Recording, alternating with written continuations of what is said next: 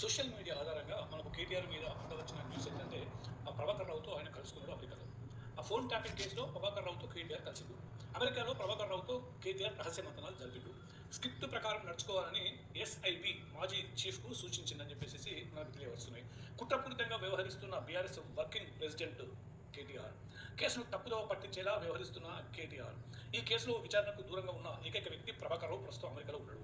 తాజాగా సుప్రీంకోర్టు ఆదేశాలతో హైదరాబాద్కు వస్తున్న వైనం. దీని ప్రకారం మనకు వచ్చిన వార్త ఏంటంటే ఈ ఫోన్ ట్యాపింగ్ కేసులో కీలకమైన వ్యక్తి ప్రభాకర్ రావు A1 నిందితుడిగా ఉన్న ప్రభాకర్ రావు గత 11 నెలలుగా అమెరికాలో తలదాచుకుంటున్న విషయం తెలిసిందే.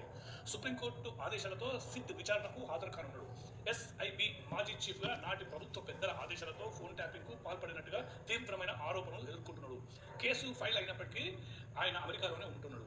అయితే ఈ కేసులో కీలక పరిణామాలు చేసుకుంటున్నాయి. కేటీఆర్ సరికొత్త కుట్రకు తెరతీసినట్టుగా తెలుస్తుంది. కేసు తన మెడకు బిగుసుకుంటుందని టెన్షన్ లో ఉన్నాడు వర్కింగ్ ప్రెసిడెంట్ కేటీఆర్.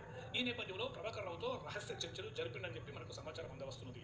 అమెరికా పర్యటనలో ఉన్న కేటీఆర్ అక్కడే ఉంటున్న ప్రభాకర్ రావును సీక్రెట్ ప్లేస్లో కలిసి కీలక అంశాలపై చర్చించిందని తెలుస్తుంది. ఈ కేసులో తన పేరు ఎక్కడ రాకూడదని చెప్పినట్టుగా తెలుస్తుంది. ఈ మేరకు ఇరువురి మధ్య రహస్యమైన ఒప్పందం కుదిరినట్టు కూడా తెలుస్తుంది. విచారణలో ఏం చెప్పాలన్న దానిపై కేటీఆర్ స్క్రిప్ట్ రాసిచ్చినట్టుగా తెలియవస్తుంది.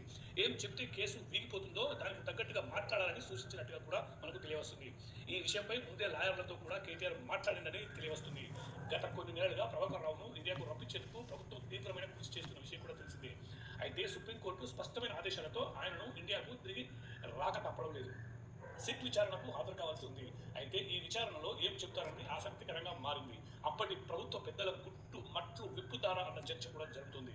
దీనిపై ముందు నుంచి చాలా జాగ్రత్తగా పడుతున్నట్టు కేటీఆర్ అనుకో ఉన్నారు.